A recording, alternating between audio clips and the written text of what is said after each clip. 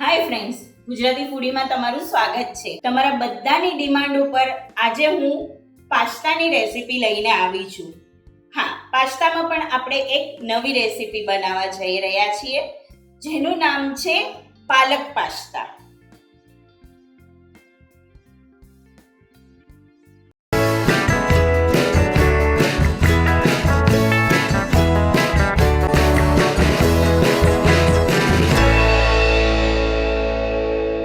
પાલક pasta બનાવવા માટે અહીંયા મેં 1 કપ પાસ્તા લીધા છે.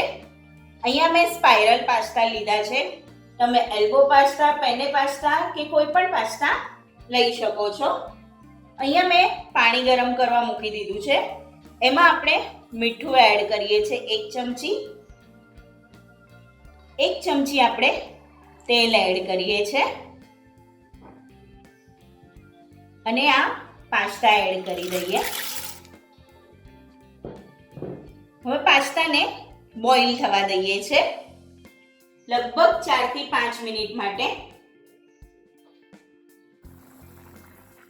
પાસ્તા સરસ બોઇલ થઈ રહ્યા છે, તમે જોઈ શકો છો.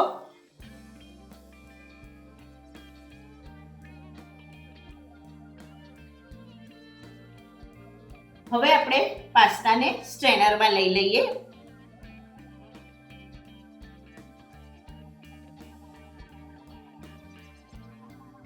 અને ઉપરથી આપણે ઠંડુ પાણી એડ કરીએ છીએ, જેથી કરીને પાસ્તા ચોટી ન જાય. હવે આપણે આગળની પ્રોસેસ કરીએ. હવે આપણે પાલકની પેસ્ટ તૈયાર કરવાની છે, જેના માટે પાલકને આપણે ઉકાળી લીધી છે. ગરમ પાણી કરી અને પાલકને એમાં નાખી અને પછી બહાર કાઢી લીધી છે. હવે એમાં 3 કળી લસણની એડ કરીએ છીએ. 1 મોટી ચમચી શિંગદાણા એડ કરીએ છીએ. શેકેલા શિંગદાણા લીધા છે. 1 લીલું મરચું એડ કરીએ છીએ. તેલ 1 ચમચી એડ કરીએ છીએ અને થોડું મીઠું એડ કરીએ છીએ. મીઠું એકદમ ઓછું લઈએ છીએ, આપણે ચપટી જેટલું મીઠું લઈએ છીએ. હવે આને આપણે પીસી લઈએ. પાલકની પેસ્ટ પીસાઈને તૈયાર છે. હવે આપણે આગળની પ્રોસેસ કરીએ. હવે આપણે પાસ્તા રેડી કરી લઈએ.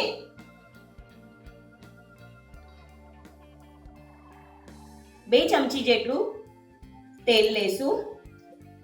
અત્યારે આપણે અહીંયા સાદું તેલ વાપરીએ છીએ, તમે ઓલિવ ઓઇલ પણ વાપરી શકો છો.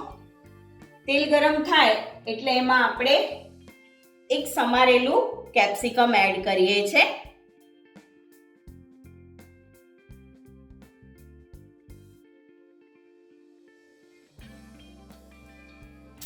અડધો કપ બાફેલી મકાઈ એડ કરીએ છીએ અને એને 2 થી 3 મિનિટ માટે આપણે સાતળી લઈએ.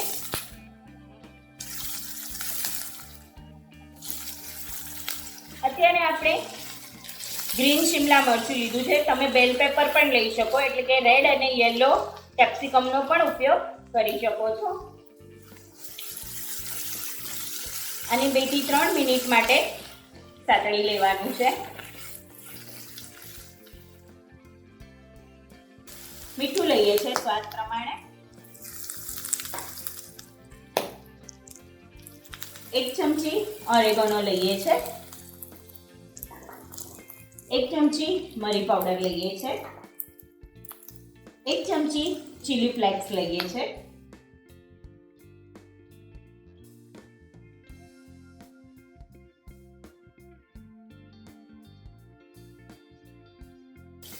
હવે એમાં તૈયાર કરેલી પેસ્ટ એડ કરીએ છીએ આપણે.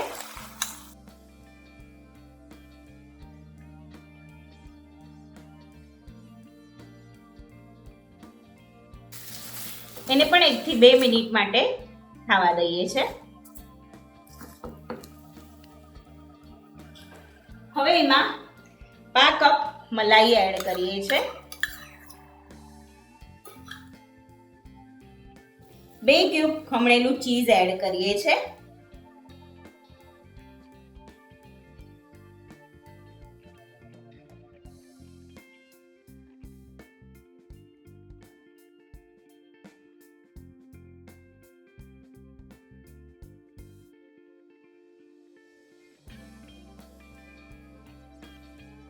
હવે એમાં તૈયાર કરેલા પાસ્તા એડ કરીએ છીએ.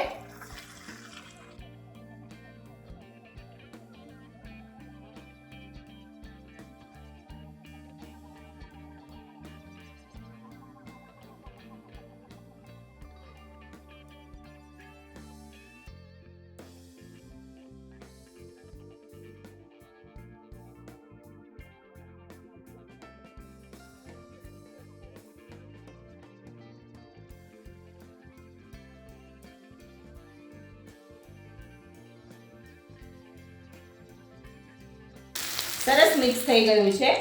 હવે ઉપરથી આપણે પિઝા પાસ્તા મસાલો એડ કરીએ છીએ 1 ચમચી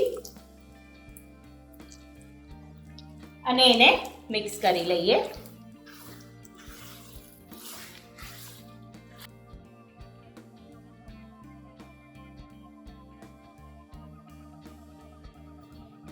તો સરસ મજાના પાલક પાસ્તા તૈયાર છે.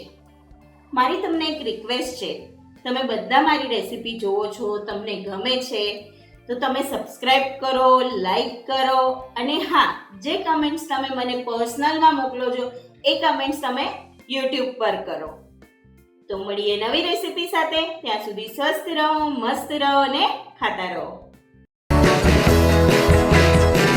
લાઈક કરો, શેર કરો, સબસ્ક્રાઇબ કરો.